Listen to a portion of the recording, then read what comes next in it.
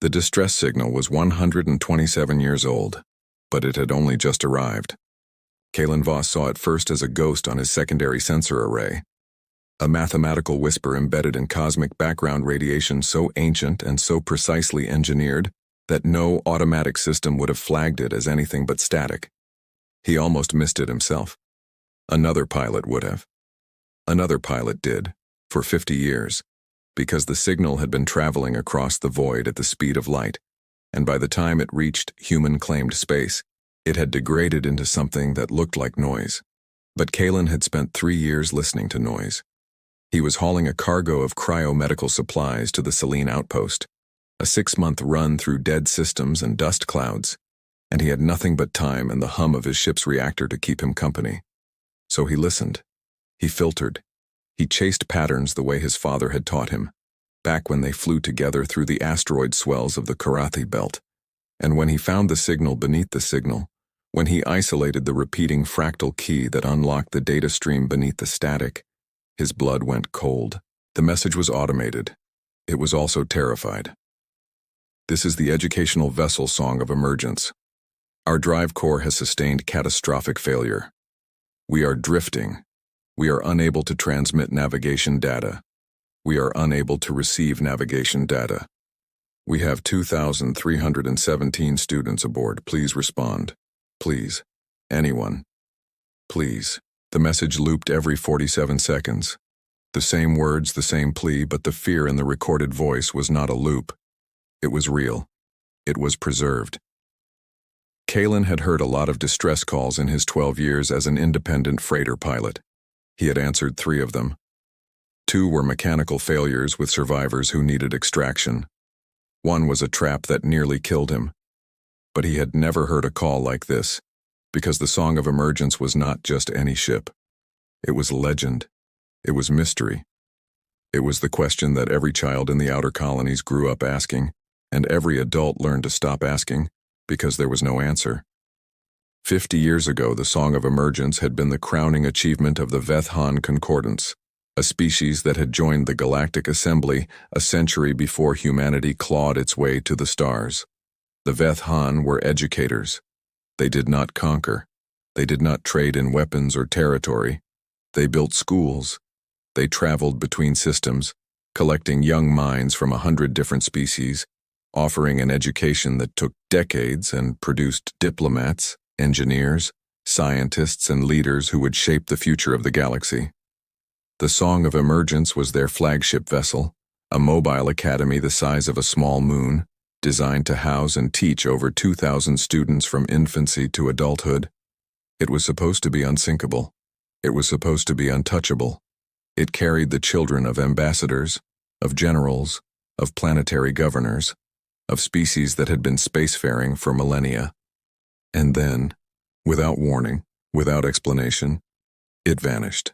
No debris, no transmission, no escape pods, no wreckage, nothing. The Galactic Assembly spent 10 years searching. They deployed fleets. They mobilized psychics. They hired privateers, bounty hunters, explorers, and salvage teams. They combed through every system along the Song of Emergence's last known trajectory. They found nothing. The ship did not exist anymore. That was the official conclusion.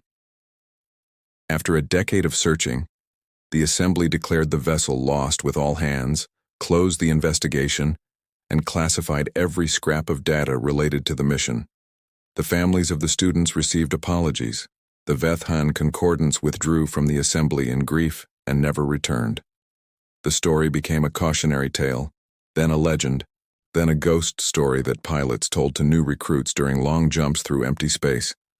And now, 50 years later, Kalen Voss had a distress call in his navigation computer, and the coordinates it contained were impossible, because the signal triangulated to a system that did not exist on any modern star chart. A system that had been deliberately erased. Kalen stared at the coordinates for a long time. His ship, the Last Word, was not built for exploration.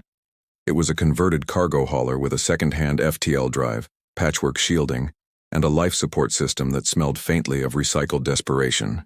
He had no weapons. He had no backup. He had no one to call because the nearest relay station was 3 weeks behind him, and the signal would not reach Selene Outpost until after his delivery deadline. He could ignore the call. He could log it, report it to the assembly authorities when he reached civilized space, and let someone else carry the weight of this discovery. That was the smart choice. That was the safe choice. That was what his father would have told him to do, but his father was dead. Died in a pirate ambush 8 years ago, 3 systems over from where Kalen was sitting right now, and the assembly never found his body either. Kalen recalibrated his drive, entered the erased coordinates, and jumped. The transit took 11 hours. 11 hours of his ship groaning around him, of his navigation computer throwing error messages and warning flags, of his own mind cycling through every worst-case scenario he could imagine and several that he could not. When he dropped out of FTL, he was not prepared for what he saw. The system was wrong, not empty, not dead. Wrong. The star at the center was a red dwarf, flickering with irregular pulses of radiation that made Kalen's radiation alarm scream before he adjusted the filters. There were no planets. There was no asteroid belt. There was no debris field, no comets, no dust, nothing that would naturally form around a stellar body. Just empty space, and at the center of that emptiness, the song of emergence hung in the void like a corpse preserved in amber. The ship was enormous. Even from this distance, Kalen could see the scale of it, the sweeping arcs of Vethan architecture that made human ships look like children's toys. Bioluminescent panels lined its hull, dark now, dead for decades. Observation domes that should have been filled with light and life were cracked and clouded. The docking bays gaped open like empty eye sockets. But the ship was intact. No signs of weapons fire. No signs of collision. No signs of struggle or evacuation. It was just there, drifting in a system that did not exist, broadcasting a distress call that should have degraded into nothing 50 years ago. Kalen ran a scan. Then he ran another. Then he sat back in his chair and tried to make sense of the data. The song of emergence had power. Minimal, barely a whisper, but it was there. Life support was operational in several sections. Environmental controls were still cycling, and the distress signal was still broadcasting, looping endlessly, but the source of the transmission was not the ship's external comms array. It was coming from inside the hull.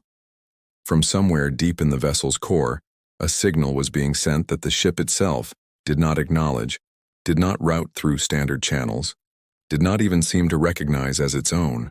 Someone was calling for help from inside a ghost ship that had been missing for half a century. Kalen made his decision before he could talk himself out of it. He suited up. He checked his oxygen, his thrusters, his emergency beacon, his sidearm. He powered down the last word's main systems, locked the navigation computer, and set a dead man's trigger that would broadcast his last known coordinates to assembly authorities if he did not return in 72 hours. Then he crossed the void between his ship and the song of emergence through a docking tube that should have been designed for ships half his size, and he stepped through an airlock that had not opened in 50 years. The interior was dark. Not the darkness of a ship without power, but the darkness of a ship that had forgotten what light was. Kalen's helmet lamp cut through the gloom, illuminating corridors lined with Vethan glyphs, educational murals depicting the history of a dozen species, and small handprints pressed into soft walls that were meant to be touched by children. The air was cold, thin, recycled so many times that it tasted like metal and memory. He checked his environmental readouts. Breathable. Barely. He raised his visor and listened. Silence.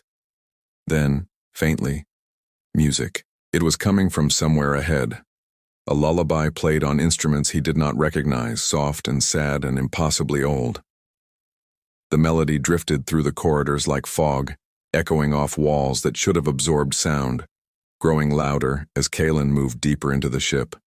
He followed it past classrooms filled with desks that had not been sat in for 50 years, past dormitories where beds were still made, past a cafeteria where plates and cups were arranged on tables, as if waiting for a meal that never came. Everything was preserved. Everything was frozen. Everything was exactly as it had been the moment the ship disappeared, except for the dust. There was no dust, no decay, No signs of age or neglect. The song of emergence had not deteriorated over 50 years. It had simply stopped. The music led him to a circular chamber at the ship's core, a room that had once been a common area for the youngest students. Soft walls, rounded corners, low ceilings designed to feel safe and warm. And in the center of that room, surrounded by drawings and toys and small personal belongings, a single Veth-hand child sat on the floor with her eyes closed, humming the lullaby. Kaylin stopped breathing. She looked young. By human standards, maybe 8 or 9 years old. Her skin was the pale blue of deep water, her limbs long and delicate, her head crowned with sensory tendrils that twitched and curled as she hummed.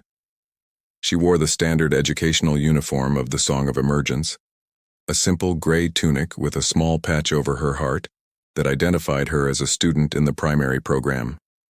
She was thin, too thin, but she was alive. She was breathing. She was here, in a ship that had been missing for 50 years and she had not aged a single day. Kaylin's training screamed at him to stay back, to observe, to gather data before making contact.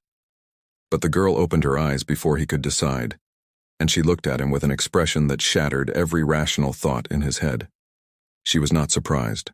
She was not frightened. She was not relieved or hopeful or desperate. She was exhausted. She was hollow. She had been waiting for so long that hope had worn away to nothing, and what remained was something worse than despair. It was acceptance. "You heard me," she said. Her voice was soft, barely a whisper, but it carried through the chamber like a bell tone. She spoke in perfect galactic standard, the trade language of the assembly, but there was an accent beneath it, an older dialect that had not been spoken in 50 years. "You heard the song." Kaylin crouched down, keeping his distance, keeping his hands visible. "I heard the distress signal, the automated one. That was you?" She shook her head slowly. "The signal is not mine. The signal is the ship. The ship has been calling for help since the moment we arrived here. But the song is mine. The song is how I knew you would come. The song is how I have stayed awake." Kaylin's mind was racing, trying to calculate, to understand, to find the explanation that would make this make sense. Time dilation could account for some of it. If the ship had been moving at relativistic speeds, if it had passed through a gravity well or a wormhole or some unknown phenomenon, the crew could have experienced only a fraction of the 50 years that passed in the outside galaxy. But the Song of Emergence was not moving. It was stationary. It was drifting in a dead system with no gravitational anomalies, no temporal distortions, nothing that would explain why a child had survived for 5 decades without aging. "What happened here?" he asked. "Why did your ship disappear?" The girl's tendrils curled tighter against her head. She looked down at her hands, at the small drawings scattered around her, at the toys that had not been touched in half a century. "We were running," she said. "The teachers told us to run. They said something was coming, something that had been waiting for us, something that lived in the dark between stars. They tried to jump the ship. They tried to escape. But the thing found us anyway, and it pulled us here and it put us to sleep." Kaylin felt a cold knot form in his stomach. "What thing?" She looked up at him, and for the first time he saw fear in her eyes. Not the abstract fear of a child who had heard a scary story. The specific fear of someone who had seen something real and had been running from it ever since. "The one who built the school," she said. "The one who taught the teachers. The one who has been waiting for students for a very, very long time." The lights in the corridor behind Kaylin flickered. He turned, hand going to his sidearm, but the corridor was empty. The lights flickered again, and then they held steady, brighter than before, and Kaylin realized with a jolt that the ship was waking up. Systems were coming online. Environmental controls were cycling faster. Somewhere in the distance he heard doors opening, hatches unsealing, and the low hum of a drive core that should have been dead for 50 years spinning back to life. The girl stood up. She did not look relieved. She looked like someone who had just heard footsteps in the dark. "You should not have come here," she whispered. "None of you should have come. But you heard the song, and now you are here, and now the ship knows you are here, and now it will not let you leave." Kalen's comms crackled. A voice, automated and calm, spoke from every speaker in the ship. "Welcome back, students. Class is now in session. Please proceed to your designated learning modules. Attendance is mandatory."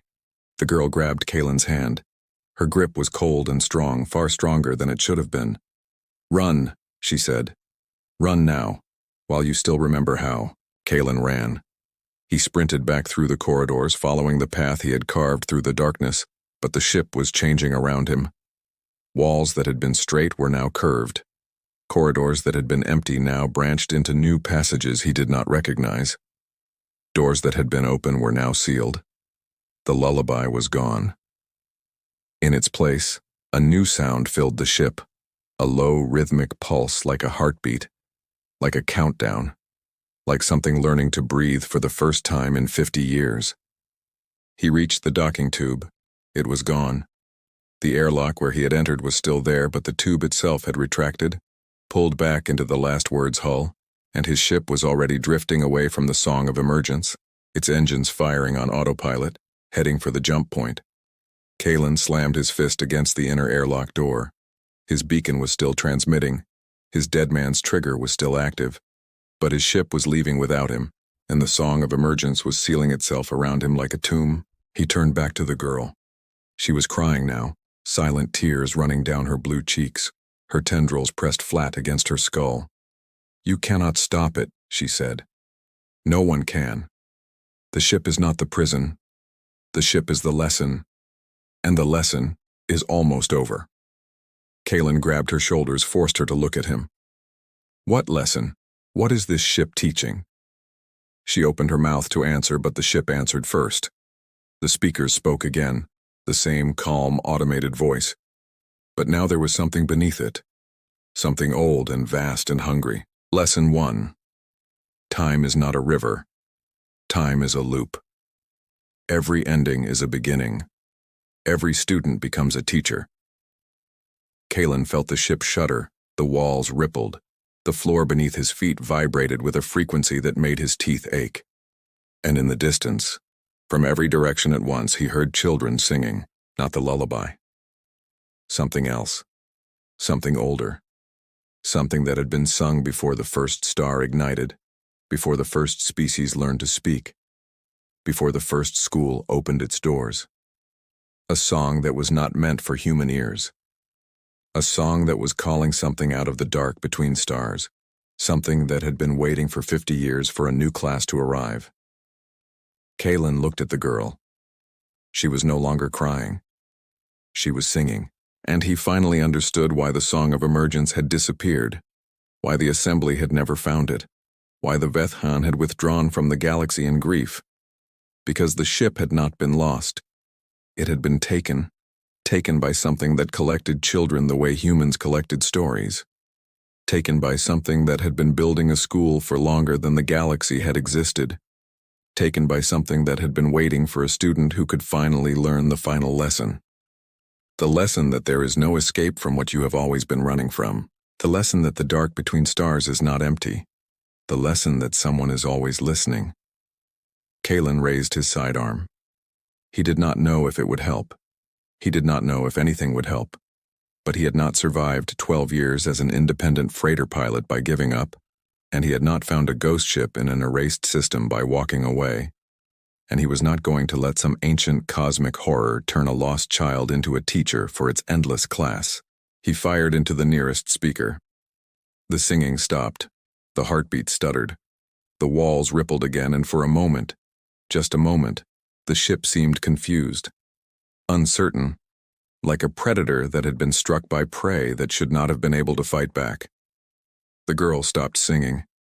She stared at Kalen with wide eyes. "How did you do that?" Kalen ejected the spent magazine, slammed in a fresh one, and started walking toward the ship's core. "I'm human," he said. "We don't follow lesson plans." Behind him, the ship screamed. It was not a sound that came from speakers. It was a sound that came from everywhere, from the walls and the floor and the air itself, a psychic shriek of outrage and confusion, and something that might have been fear. The Song of Emergence had been waiting for 50 years for a new student. It had not been waiting for someone who would shoot back. Kalen reached the central chamber where he had first found the girl. The walls were different now. They were covered in writing, thousands of symbols in 100 different languages, all of them saying the same thing. Help us. Remember us. Do not let us be forgotten. The drawings on the floor were different too. They were not children's drawings anymore. They were maps, star charts, routes through the void that led to other erased systems, other missing ships, other schools that had been collecting students for longer than the galaxy had existed. The girl followed him inside. She was not crying anymore. She was looking at the maps with an expression that Kalen recognized. It was the expression of someone who had just realized they had been lied to. He told us we were special, she whispered. He told us we were the only ones. He said he chose us because we were the best, the brightest, the most worthy. But there were others. There were always others. We were not chosen. We were collected. Kalen studied the maps. There were dozens of erased systems, hundreds, thousands, a network of schools stretching across the galaxy, connected by something that moved through the dark between stars, something that had been building this infrastructure for eons. The Song of Emergence was not a ship. It was a classroom in a university that spanned the void. And the students were not learning. They were being prepared. For what? The maps did not say. But the ship's speakers were not finished. Lesson 2. All knowledge comes at a cost. The cost of this lesson is eternity. The cost of this lesson is service. The cost of this lesson is everything you were before you entered this room. Kalen aimed his sidearm at the nearest wall. How many times do I have to shoot you before you shut up? The ship did not answer, but the girl did. She walked to the center of the chamber, to the place where the maps converged, and she pointed to a symbol that Kalen did not recognize. It was not Vethan. It was not human. It was older than both, older than any species he had ever heard of, and it was written in light. This is the door, she said. This is where he comes from. This is where he takes us when the lesson is finished. This is where I have been trying not to go for 50 years. Kalen looked at the symbol. It was beautiful and terrible, a spiral of light that seemed to pull at his eyes, at his thoughts, at his sense of self. Looking at it made him feel small, made him feel young, made him feel like a child again, sitting in his father's ship, listening to stories about the galaxy and believing that everything was possible. Don't look at it, the girl said. He sees you when you look. He knows you when you look. He takes you when you look. Kalen looked away. The ship groaned around him. The heartbeat was faster now, a frantic pulsing that vibrated through his bones. The singing had stopped, but something else was coming. Something that moved through the walls, through the floors, through the very fabric of the ship. Something that was almost there. We need to leave, Kalen said. We need to get to my ship. The girl shook her head. Your ship is gone. He made it leave. He does not allow escape. Kalen pulled up his wrist display. The last word was still moving away, still on autopilot, still heading for the jump point. But his dead man's trigger was still active. And the last word had a backup system that he had never told anyone about. A remote override that his father had installed years ago. A way to call the ship back if things went wrong. He entered the code. The last word's engines cut out. For a moment, nothing happened. Then the ship began to turn. Slowly at first, then faster. Burning fuel he did not have. Pushing thrusters he had not maintained. Flying back toward the Song of Emergence with all the speed its aging frame could muster. The ship screamed again. Louder this time. Angrier. The walls began to close in, the corridors shrinking, the doors sealing, the very space around them compressing like a lung exhaling. Run, Kalen said. He grabbed the girl's hand and ran. He ran through corridors that were half their original width, through doors that slammed shut behind them, through chambers that filled with light and sound and the presence of something that was almost upon them. He ran until his lungs burned and his legs screamed. and his heart pounded in his ears like a drum. He ran until he reached the airlock, until he saw the last word's docking tube extending toward him, until he heard the hiss of the seals connecting and the clang of the locks engaging. He threw open the inner airlock door. The girl hesitated. She looked back at the ship, at the darkness behind them, at the thing that was still coming. "I have been here for so long," she whispered. "I do not know how to leave." Kalen pulled her through the airlock. He sealed the door behind them. He cycled the atmosphere, felt the pressure equalize, heard the hiss of oxygen flooding the chamber. The last word's engines were already firing, already pulling them away from the song of emergence, already carrying them toward the jump point. Through the viewport, Kalen watched the ghost ship recede. It was changing. The hull was warping, twisting, folding in on itself like paper in a fire. The bioluminescent panels flared once, twice, 3 times, and then went dark forever. The observation domes shattered. The docking bays collapsed. And in the center of the ship, where the core had been, something opened. A door made of light. A spiral that pulled at Kalen's eyes even though he tried not to look. A presence that reached for him across the void, that touched his mind with thoughts that were not his own, that whispered a promise and a threat in a language older than time. Lesson 3. You cannot run from what you have always been. Kalen slammed the jump drive. The last word leapt into FTL, and the presence vanished, cut off by the physics of faster-than-light travel, left behind in the erased system with the dying ship and the collected children who had not been saved. The girl collapsed in the co-pilot's seat. She was crying again, but she was also laughing, a broken sound that spoke of 50 years of silence finally broken. Kalen did not try to comfort her. He did not know how. He did not know what to say to a child who had spent half a century trapped on a ghost ship, singing a song that no one heard, waiting for a rescue that should never have come. He set a course for Selene Outpost. He would report what he had found.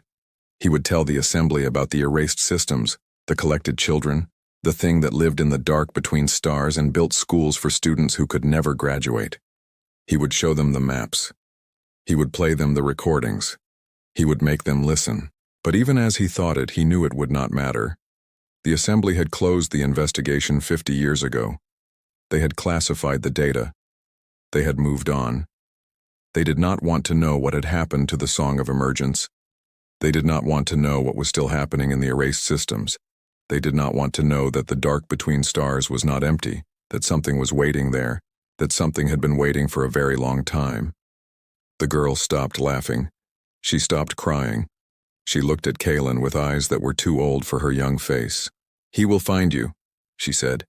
"He always finds the ones who run. He found me. He found the others. He will find you, and when he does, he will take you to his school, and you will learn the lessons, and you will never leave." Kalen looked at the FTL tunnel streaming past his viewport. He thought about his father, lost to pirates, never found. He thought about the distress call, 127 years old, arriving just in time.